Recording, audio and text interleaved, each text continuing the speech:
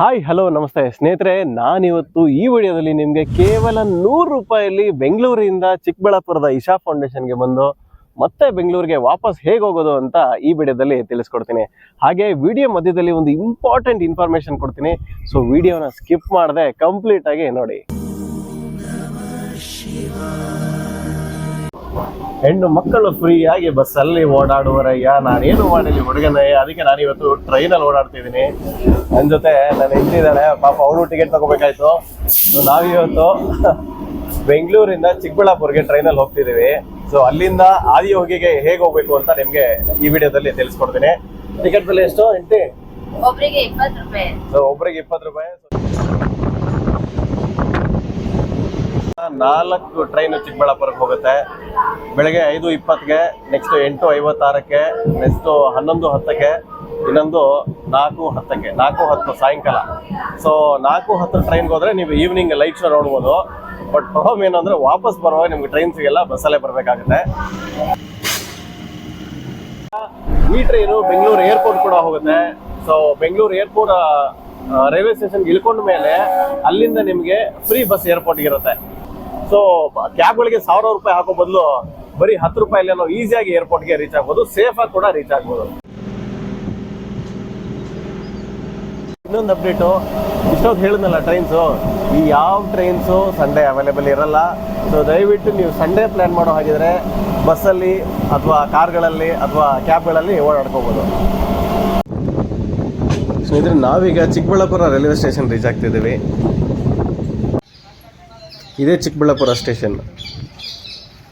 ಸ್ಟೇಷನಿಂದ ಆಚೆ ಸಾಲಾಗಿ ಆಟೋಗಳು ನಿಂತಿರ್ತವೆ. ಸೊ ಈ ಆಟೋಗಳಲ್ಲಿ ಕೂಡ ನೀವು ಆದಿಯೋಗಿಗೆ ಹೋಗ್ಬೋದು. ಒಬ್ಬರಿಗೆ ಶೇರಿಂಗ್ ಬೇಸಿಸ್ ಮೇಲೆ ಹೋದರೆ 50 ರೂಪಾಯಿ ತಗೋತಾರೆ. ಅಥವಾ ವೀಕ್ ಡೇಸ್ ಬಂದಾಗ ನಿಮ್ಮ ಜೊತೆ ಯಾರೂ ಗ್ರೂಪ್ ಇಲ್ಲ ಅಂದರೆ ಒಂದು ಆಟೋಗೆ 250 ರೂಪಾಯಿ ತಗೋತಾರೆ. ಡೈರೆಕ್ಟಾಗಿ ಆದಿಯೋಗಿಗೆ ಬಿಡ್ತಾರೆ.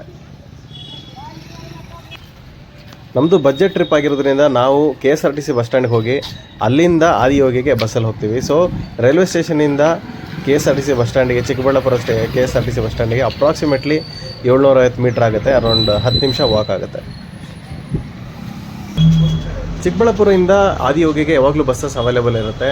ಸೊ ಟಿಕೆಟ್ನ ಬೆಲೆ ಬಂದು 30 ರೂಪಾಯಿ.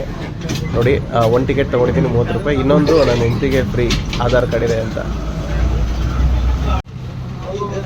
ಸೊ ಬಸ್ಸಲ್ಲಿ ನೀವು ಬಸ್ ಸ್ಟ್ಯಾಂಡಿಂದ ಇಶಾ ಫೌಂಡೇಶನ್ಗೆ ಹೋಗೋಕ್ಕೆ ಅಪ್ರಾಕ್ಸಿಮೇಟ್ಲಿ 20 to 25 ಮಿನಿಟ್ಸ್ ಆಗುತ್ತೆ.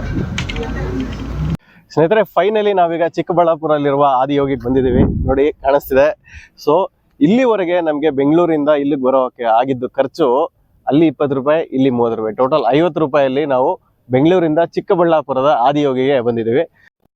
ಇವತ್ತು ವೀಕ್ ಡೇಸ್ ಆಗಿರೋದ್ರಿಂದ ಕ್ರೌಡ್ ತುಂಬ ಕಡಿಮೆ ಇದೆ. ಇದೇ ನೀವು ವೀಕೆಂಡ್ ಬಂದರೆ ಬಸ್ಸು ಕೂಡ ಫುಲ್ ಕ್ರೌಡ್ ಆಗಿರುತ್ತೆ. ಆಮೇಲೆ ಇಲ್ಲೆಲ್ಲ ಇದೆಯಲ್ಲ, ಇಲ್ಲಿ ಎಲ್ಲ ಜನ ನಿಂತು ಎಲ್ಲ ಈ ಥರ ನಮಸ್ಕಾರ ಹೊಡಿತಾ ಇರ್ತಾರೆ. ಬನ್ನಿ. ನಮಸ್ಕಾರ ಸರ್. ಏನಯ್ಯ, ಏನಾಯ್ತು? ನಮಸ್ಕಾರ ಸರ್. ನಮಸ್ಕಾರ ಹೇಳಾಯ್ತು, ಹೋಗಯ್ಯ. ನೋಡಿ, ಇನ್ನೊಬ್ರು ಸೇರ್ಪಡೆಯಾಗಿದ್ದಾರೆ ನಮಸ್ಕಾರದ ಸಂಘಕ್ಕೆ.